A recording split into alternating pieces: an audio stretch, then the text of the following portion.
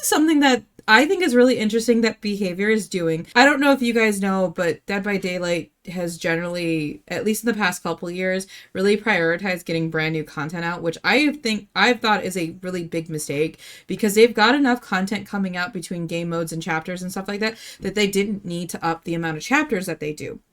Well, according to this developer update that came out on the 17th, they're kind of, I don't want to necessarily say pulling back on new content, but at least for this next update, they are prioritizing quality of life over new content, which I think is really good.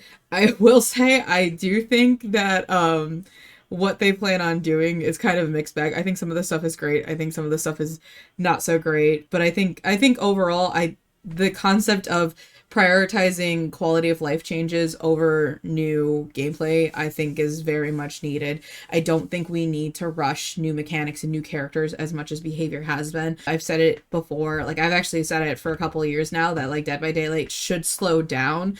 I know that they claim that they've got ideas that could last them for years, but I don't I don't feel like their ideas are always as thought out as they think they are, because stuff will come to Dead by Daylight and in theory it sounds great. Like Houndmaster example. Houndmaster in theory sounded like a great character. I was very excited for Houndmaster when she came out, but then we quickly saw like how weak she was, and I don't think she was as realized as the developers wanted. So I'm just gonna kind of go through these in order. Like I have read through this a little bit, so like I have given some thoughts. So the surrender state is something that people have been begging for over a year. People have been asking for it for a while.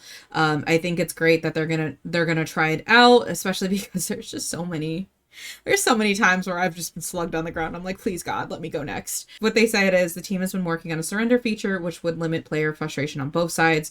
To get it right, we first need to identify the situation where it would be the most appropriate, leading us to two scenarios. All remaining survivors have been slugged for survivor. All the remaining survivors are bots, killer. Once these instances occur, players will be able to use the surrender option, ending the trial while retaining the blood points they've earned and escaping the disconnect penalty. I think this is great. I think it's straight to the point. I think this is exactly what everybody wanted. I don't think there's really more more you can say to that. Like this is exactly what players were asking for, and I do think this will help limit some toxic gameplay, because you guys see me on stream. If I'm slugged and they're doing it specifically so they can ensure they get the Mori and the 4K, I'm just being petty and wasting everyone's time. I would much rather surrender and just go on to the next match. Next one, again, nothing like controversial, just gamma adjustments. So like Dead by Daylight can get a little dark, not just thematically, and some excessive darkness can hinder playability. We are introducing the ability to adjust gamma settings on all platforms, allowing you to find a sweet spot without sacrificing intended artistic direction. This will be really great because console players are kind of shoehorned into how the game looks, and I think this is just a really good accessibility feature that people have been asking for a long time. If you've played Dead by Daylight since the beginning, you know this game used to just visually be very dark. It was very hard to move around maps. They've definitely gotten better over the years, but people of different abilities have different abilities to see with the darkness levels. So I think this is a really good accessibility feature. Now, what should be a surprise to nobody is this next one. I do not like. This should be a surprise to nobody, that the Go Next prevention. And I'm going to preface this by saying I don't like this because it's not addressing the real problem. Like, there is a problem with people wanting to go next, with players being unhappy. But one, I don't think they're going to be able to identify this as good as they think they will be. I think this is going to penalize a lot of people incidentally. This one's definitely going to have some growing pains, whether or not they can get it to a good spot.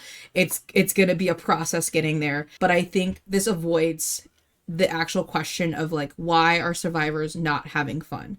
And I said this in my previous YouTube video, like Behavior fundamentally does not understand why survivor players are so frustrated.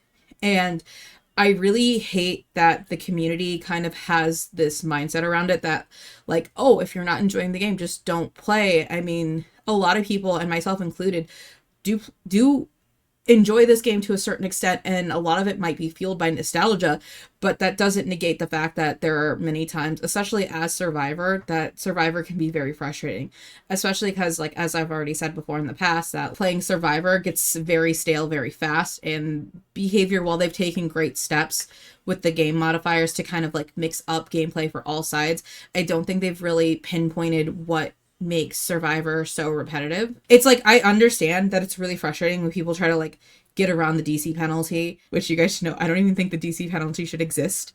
But I think this misses the bigger question. That's my main issue with the go next prevention, is that it misses the big question, and that's why are survivors not having fun in the game. But this is what the developers had to say. The go next expression refers to instances where a survivor deliberately does everything in their power to quickly go to their next game, including walking up to the killer and standing still, running to a hook and repeatedly pointing at it, or most commonly intentionally failing skill checks while on hook. To de-incentivize and properly penalize this behavior, we'll be implementing measures that will help us identify when a player is attempting to go next. Once identified, they'll receive a disconnection penalty point and lose an entire grade. We'll be keeping a close eye on the system to ensure its accuracy, but we're confident that this will help alleviate the issue. On the other hand, we'd like to reward players who stick it out through those challenging matches, even when things take a dire turn. We'll be moving forward to a new emblem-based multiplier that grants additional blood points during your following match, and the bonus stacking over consecutive trials. Because there's just like a couple things that like bother me about this that this post does not answer, and I don't know if we'll get answers until like they start implementing things. The big thing for me is like missing skill checks. So you guys know me, I don't like to do the hatch race, so I purposely miss skill checks, but it's generally in a situation where there's 2 survivors left, we're not going to be able to get it done. And what I hate is, because this specifically says, even when things take a dire turn, would I be penalized for trying to give my fellow survivor hatch in a match that we could not possibly win? Am I going to be penalized as a player because I'm trying to get at least one person out in a match, which, like, the point of Dead by Daylight is to get as many people out as possible. Like, if it's just to a point where we're going to be trading hook, either why can I not just give that killer that win, or like, you know, like, that's what I don't like about that. And then it also makes me concerned because, like, if you are a new player and you just happen to get unlucky and run into the killer first, is this system going to see that as trying to seek out the killer? You know, especially because they are changing something further down in this that may increase the likelihood that you'll run into the killer before you start on a generator, just because of how a lot of people play. So there's a lot of things that I'm concerned about with this, and it's not even necessarily about like caring about people who are genuinely going next. It's about like the people that are going to be affected outside of this because their gameplay might be perceived in the system as trying to go next. I also just think that they're putting too much stock in blood points. I don't think players care that much about blood points. Like, if somebody wants to go next, I really don't think they're gonna care about their survivor grade. I really don't. I don't think additional blood points is enough to incentivize people to keep going in matches either. I mean, like, I know people are asking for more blood points, but like, it's in a different spirit of things. This one I think is a good one. This one I think is definitely needed. Extreme hiding and body blocking prevention. So extreme hiding refers to survivors drawing out an unwinnable match by ignoring the objective and waiting out the clock. To combat this, we're changing the way AFK crows operate so they can more accurately identify when a player is deliberately avoiding engagement with their gameplay objective. Once a player receives a crow, their location will be immediately revealed to the killer. We'll also be incorporating a feature that allows players to lose collision after receiving a third AFK crow, which should prevent instances of body blocking related griefing. Okay, so I'm going to retract what I said a little bit. I agree with the loss of collision. I disagree with the extreme hiding. I disagree with the extreme hiding specifically because there gets to be a point. Now, you guys have seen me play. I'm not somebody who does this because I'm the person that like, I'm like, you know what, if I get caught, whatever, like, let's just move on. But because behavior nerfed hatch into the ground, I don't think this is fair to survivors who get to a point where like, there is no winning for them, you know, like they're just going to lose. That's why a lot of these times you get people ignoring the objective, so to speak, because there's no point in it to them. There's no incentive for them because, you know, it's like, even if they manage to get like a generator done, even if it's the last generator done, The killer knows exactly where they are, and the killer can go straight to them, and then they're gonna die. They're gonna lose. Because it's like, I want to like it, but like, it's just the fact that behavior killed Hatch and has continued to kill Hatch, and this further kills Hatch. The collision, I agree with. The extreme hiding, I think it's just, it ignores all the mistakes behavior has made to make this a more prevalent situation. Just gonna throw that out there. Map offerings. We recognize that map offerings are a bit divisive. Some players enjoy them, while others feel they can grant unfair advantage. The fact that they automatically bypass both the map and the realm repetition system can also add to that frustration. Moving forward, map offerings will no longer guarantee the appearance of a given map, but rather increase its chance by 20%. Note that they will not stack. They've also been looking to make map offerings, as well as several other types of offerings that will remain secret during load-in. That way you remain in the match will not be swayed by external factors. Okay, I do think this is good. I'm of the mindset they should just do away with map offerings. The only reason why I like this is because I do think we need more secret offerings. That's like the only thing I agree with here, is that like I like the addition of more secret offerings, because basically the state of the game now is like, you know, either survivors are starting as far away from the killer as possible, they're starting together, or the killer has a Mori. That's basically your only options for secret offerings. So I like that. I honestly think they should just do away with them. Because like what, 20%, it doesn't stack. Like what does that do for anybody? Nothing. Because personally, when I use map offerings, it's mostly just because the repetition system just doesn't work. It's either repetition doesn't work, or it used to be long time ago before they changed how prestiging worked. I was just trying to use up all my offerings, which isn't really an issue for me anymore because you don't lose offerings when you prestige. I think it's time to retire map offerings. That's the camp I'm in.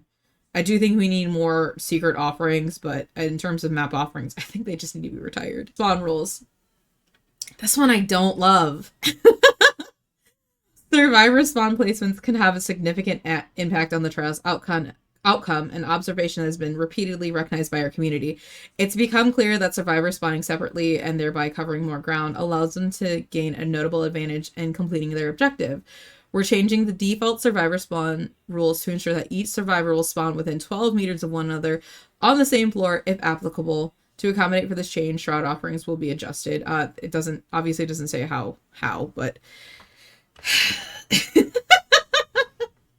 just like another thing, because like, so like if you like, behavior has repeatedly reported that their goal is to get a 60% kill rate for killers, or you know, so by de facto 40% for survivors, which they have maintained every time they've shown us this data. Killers have that 60% or more. Like I think the highest one's like 68, and I forget for which killer, but even like the lowest one's like 59 or something like that. So it's, everything is within like what behavior has stated their desired metrics are. So I don't know why they're nerfing survivors, because that's what this is. Like they basically said that survivors have a chance to gain ground ahead of the killer, and now behavior's like, no, we can't have that, which I don't get. Like why?